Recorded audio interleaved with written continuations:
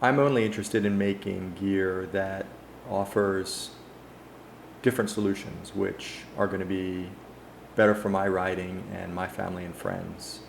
So of the few products that I design, the control bar is one of them because of its huge effect it has on how we experience kiting. I wasn't aware of the limitations of the system I was flying until teaching my wife to kite. The main problem I was focused on that I perceived her to be experiencing was having enough reach to depower.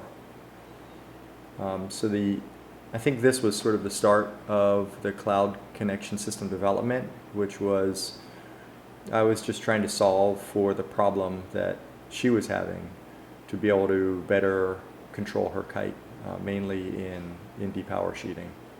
I think the cause of the problem she was experiencing is fundamental to the design of all control systems I'm aware of other than the CCS. The fixed length of the hook on a harness spreader bar plus the chicken loop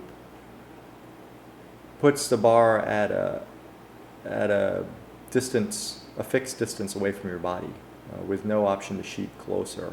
I don't think this is seen as a problem until you experience the alternative. And going back after having ridden something different to the old systems, conventional systems, it feels like you're riding with such a handicap, with a handcuffed, that you have such limited control over the handling of your kite. That's probably the biggest difference to the cloud connection system. There's lots of differences, big and small, but offering a completely different system to the conventional chicken loop and trimming systems that go along with that is, I think, the heart of the differences you'll experience using the cloud connection system.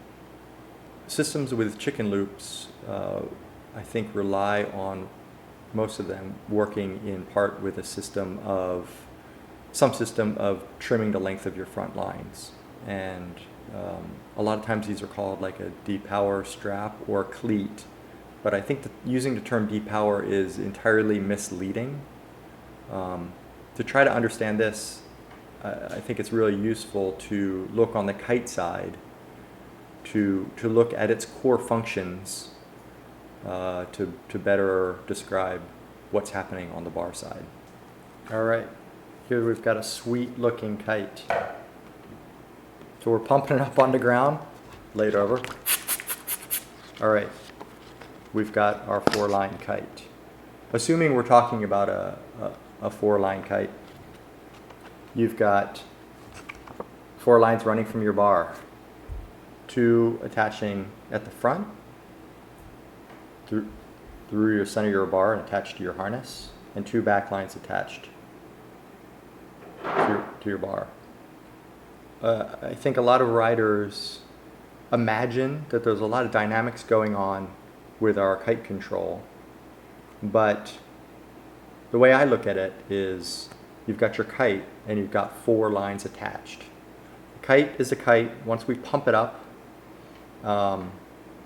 we're not manipulating the kite in any way other than a manipulation of those 4 lines.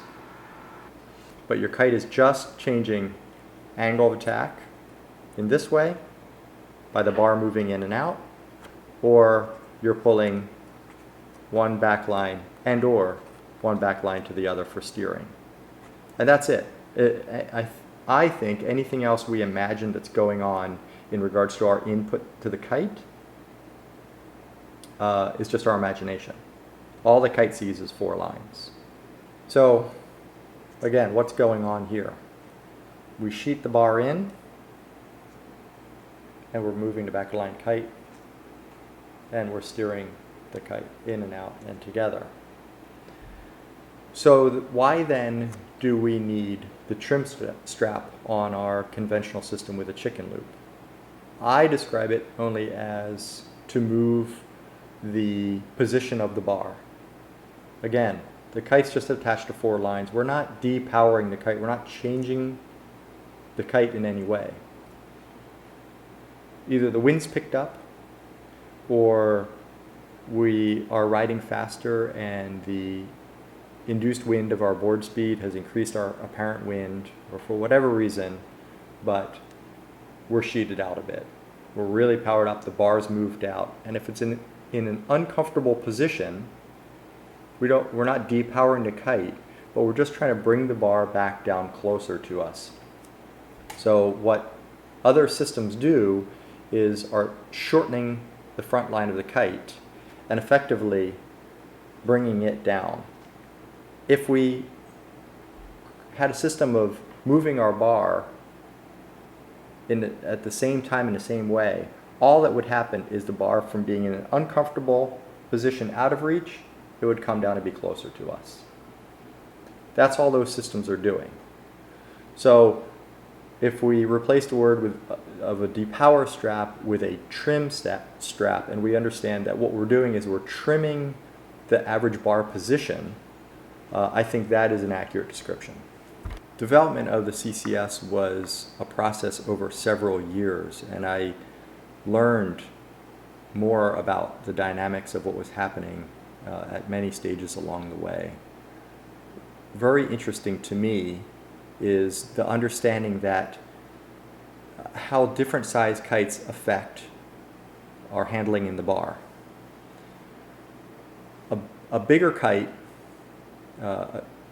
we'll assume, has a wider wingtip, and so the distance between the front and back lines at the kite gets bigger, and as a result, the bar needs to travel further for the same angle of attack change as on a smaller kite where the front and back lines are closer together.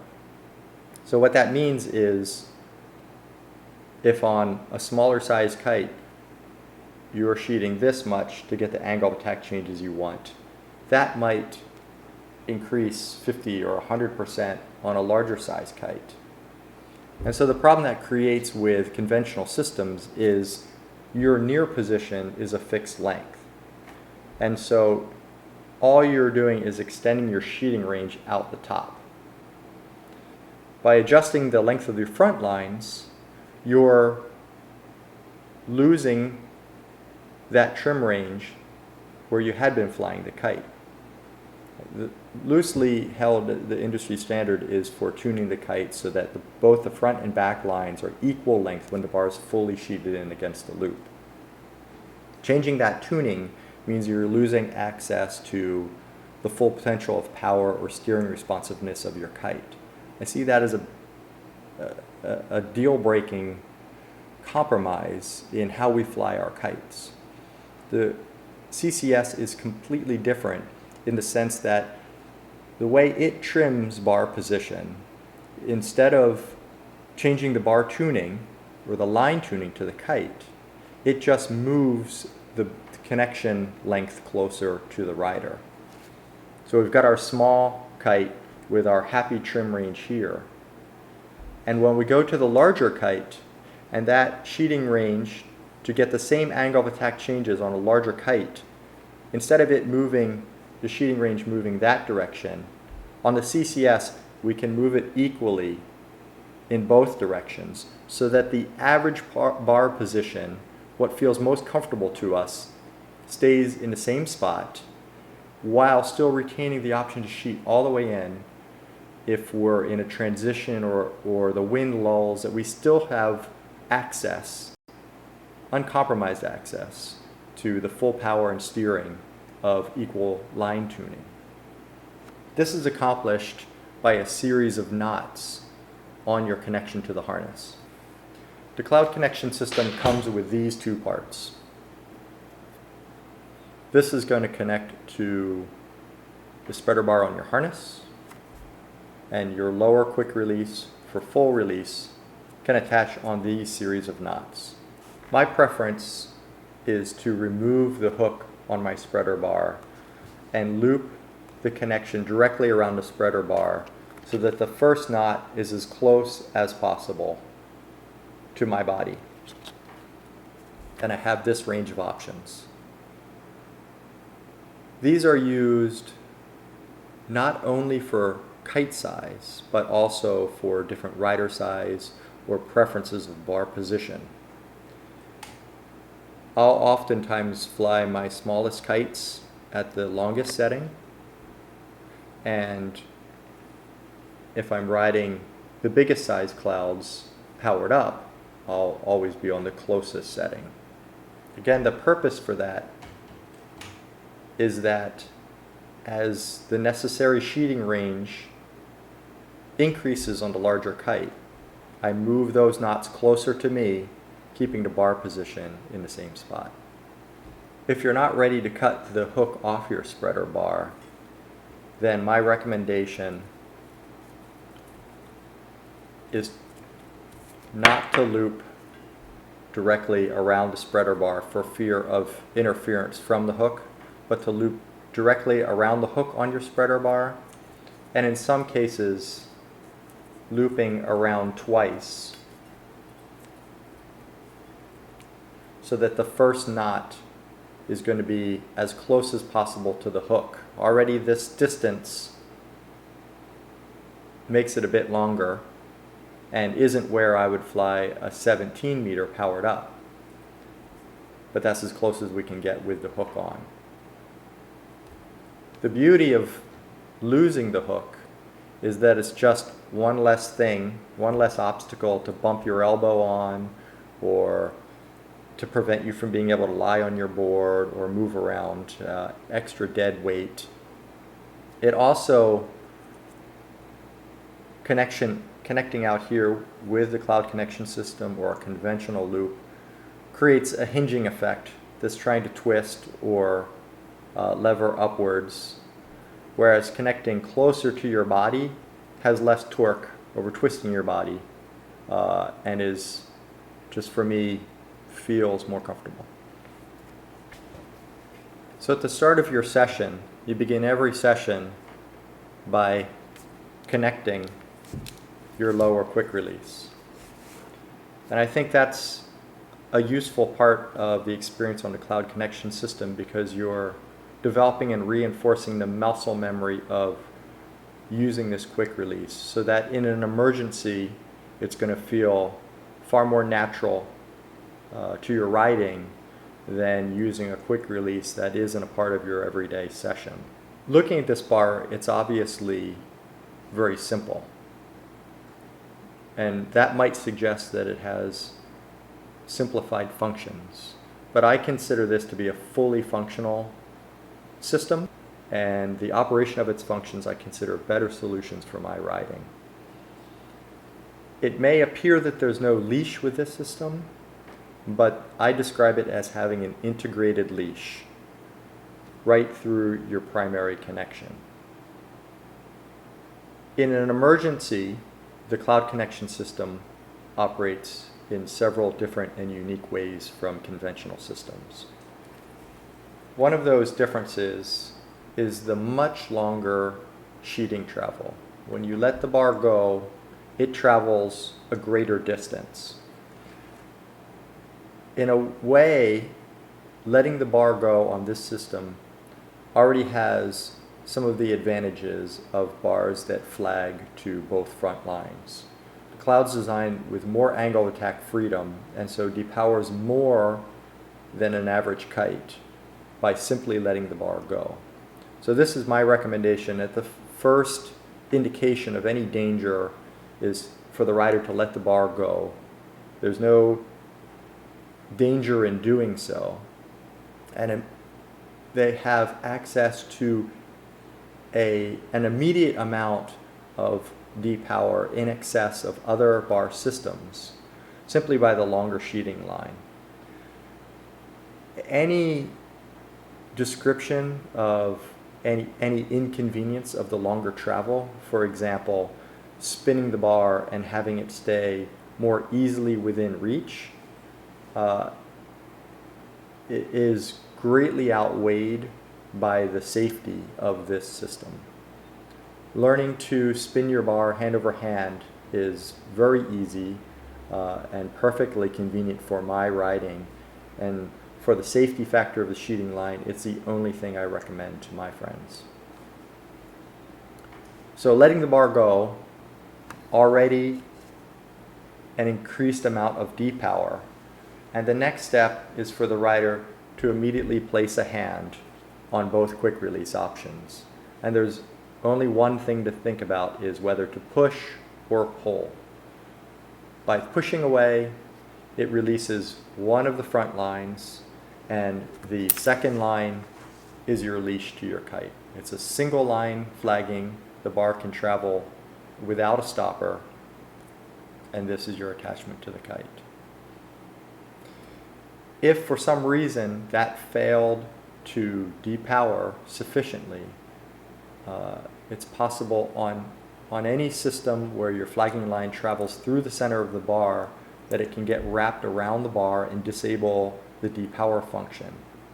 And unlike other systems where it has a secondary leash attached to you that you are now getting pulled by, and you need to locate that second leash and release it, losing perhaps critical time in the situation, your hand is still in the same position as you just released to the flagging line, and you can pull away and have an immediate full release if the situation requires. I feel like this is the only responsible and safe option to be able to have both options immediately available to you.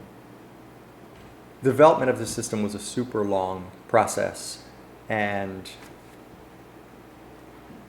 this probably looks ridiculous to some people, but this wasn't a starting point for the system. This was fairly long down the road of testing assumptions, challenging assumptions, and testing the very different functions of different parts of the bar.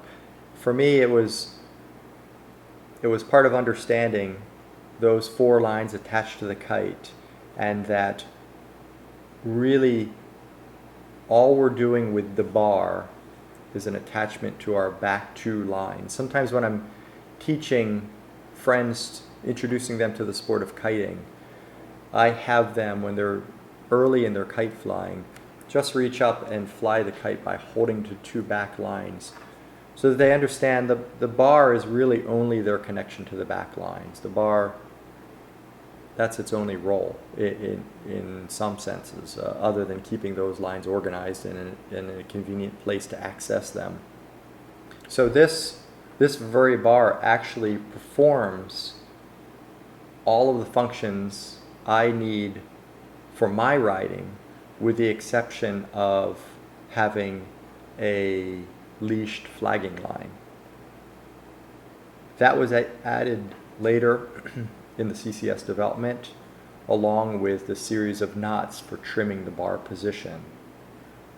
Outside of those two functions, this bar is great. It's light, it floats, it offers a direct connection. This is really the core of how we fly a kite. So what else are we missing? We looked at the four lines to the bar, the trimming the position, the leash line and flagging, depowering the kite. For me, I think that's its full function.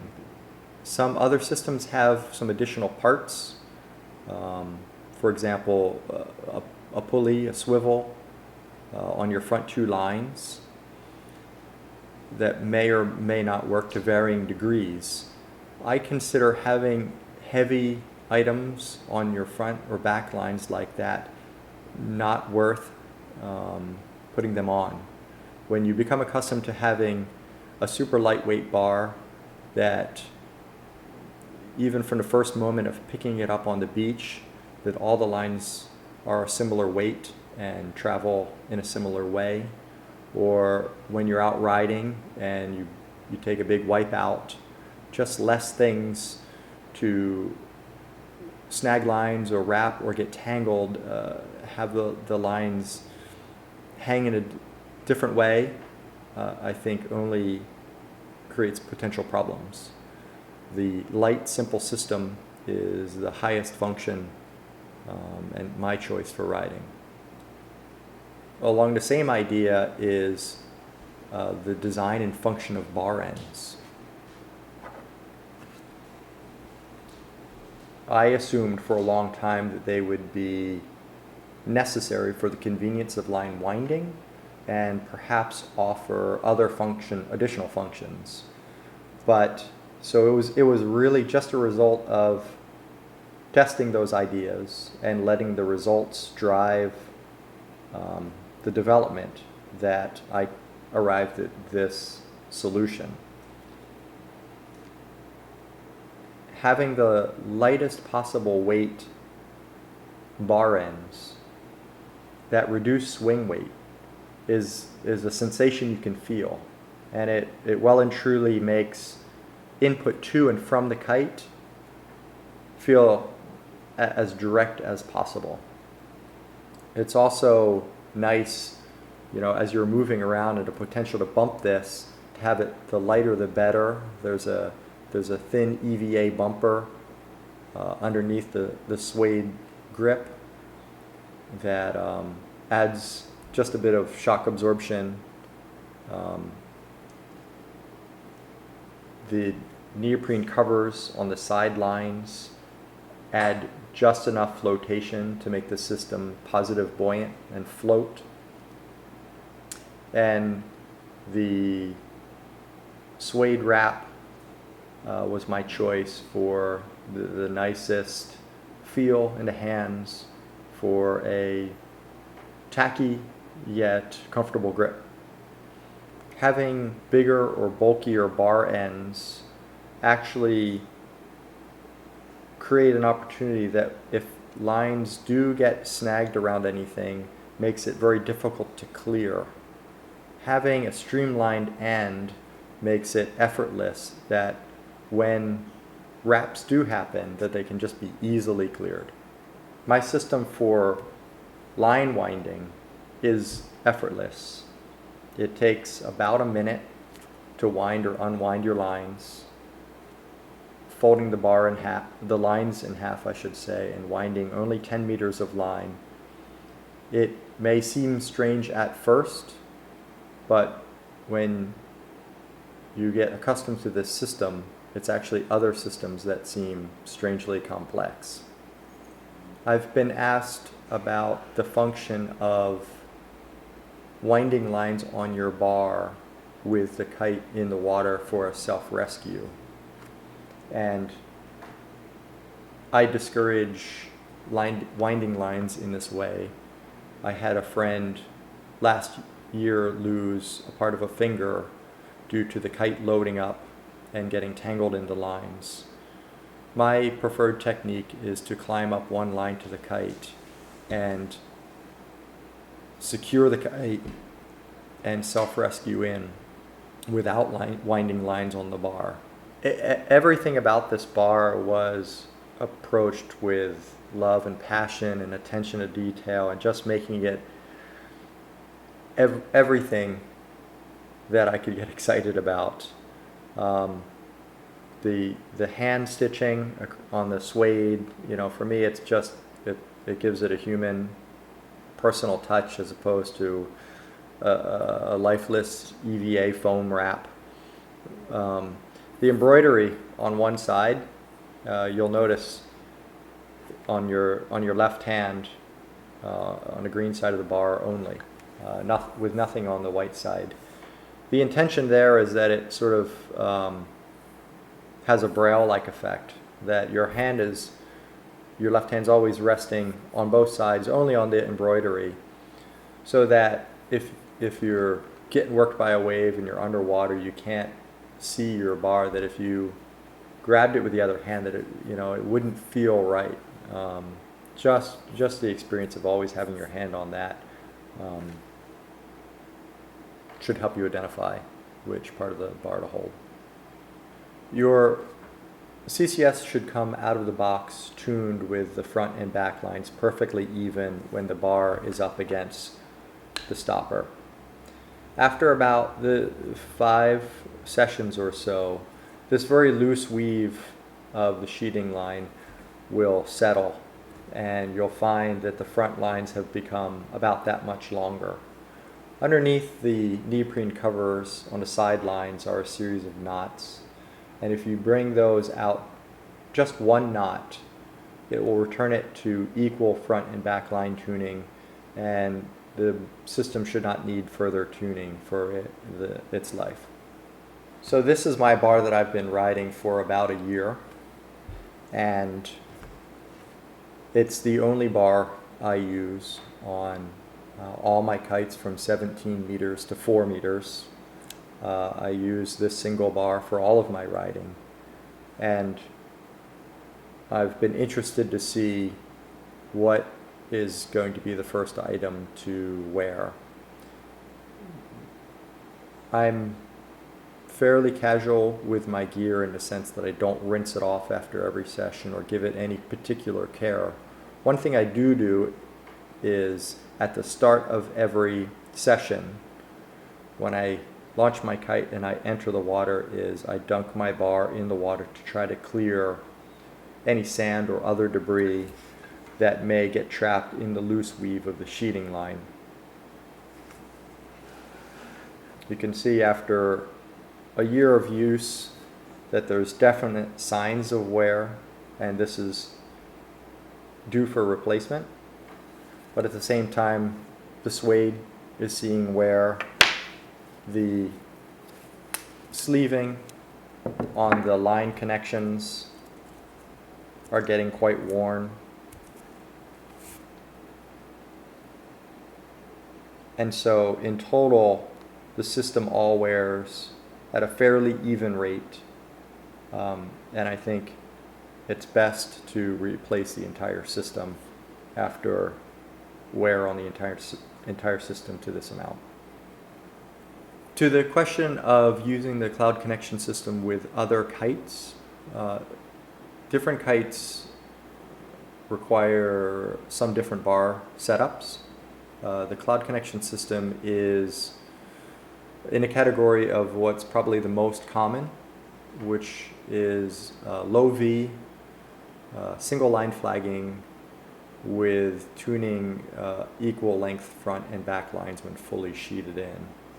So kites that require bars of that sort, I would fly with the cloud connection system. The cloud connection system does not accommodate riding styles that include unhooking. For riders that unhook, I think all other conventional systems with the chicken loop offer options that are focused on that style of riding. I'm not aware of any other bars that offer functions optimized for riders that don't unhook.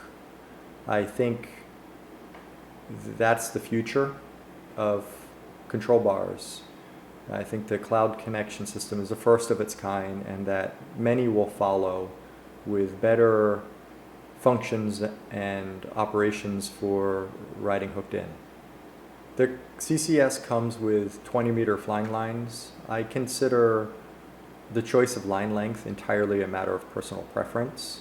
The CCS comes with 20-meter lines because that is my preferred length for my riding. Even in light winds, I get the best results from the fastest possible responsiveness from the kite on the 20-meter line length.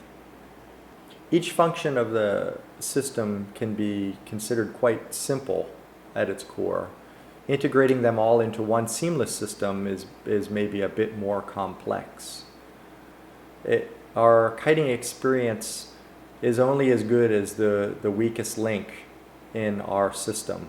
And really, I think we become a part of that complete system, from the wind to the water, the wind into our kite, through our lines and our connection system to us, and through us into our board, driving into the water, Kiting is a magic experience where we are a part of that full system, and I'm excited and passionate for the cloud connection system being a part of that.